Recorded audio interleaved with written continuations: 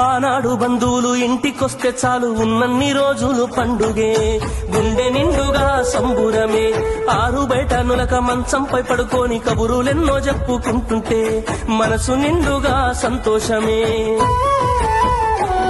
వాళ్ళు తిరిగి ప్రయాణం అవుతుంటే ఇంకో రోజుంటే బాగుండనిపించి ఎక్కే బస్సు వచ్చి వెళ్ళిపోయేదాకా చెప్పులు దాచిన జ్ఞాపకమే. బరువైన గుండెతో బాధపడేది కన్నీళ్లతోనే సాగనంపేది, బరువైన గుండెతో బాధపడేది కన్నీళ్లతోనే సాగనంపేది. ఆనాటి ప్రేమలు ఏమాయరో, బంధాలు బంధుత్వం ఎటువాయరా.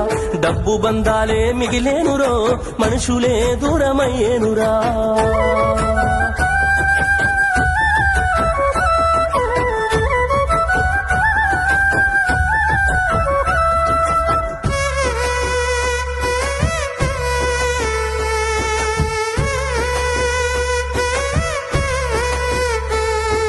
రాను రాను మనిషి కొత్తదనము కోరి స్వార్థముతోనే బతుకుతుండే, విలువలన్నీ నేడు మరిచిపోయే.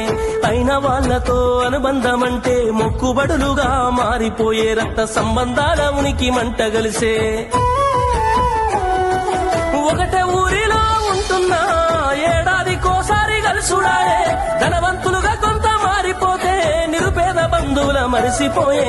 డబ్బున్న వాళ్లకు ఒక తీరు మర్యాద, నిరుపేద బంధువులకింకొక మర్యాద. డబ్బున్న వాళ్లకు ఒక తీరు మర్యాద, నిరుపేద బంధువులకింకొక మర్యాద. ఆనాటి ప్రేమలు ఏమాయరో, బంధాలు బంధుత్వం ఎటువాయరా. ఆనాటి ప్రేమలు ఏమాయరో, బంధాలు బంధుత్వం ఎటువాయరా.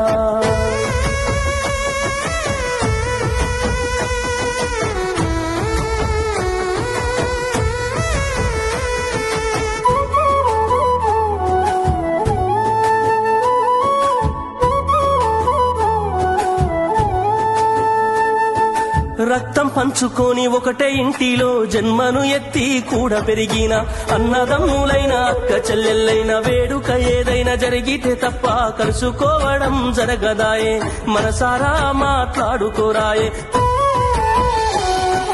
భోజనాలకు గంట ముందు వచ్చి పని ఏదో ఉందన్న సాకుతోటి మొక్కువడిగా భోజనం అయిన వెంటనే ఉంటామంటూ వెళ్లిపోవుడాయే.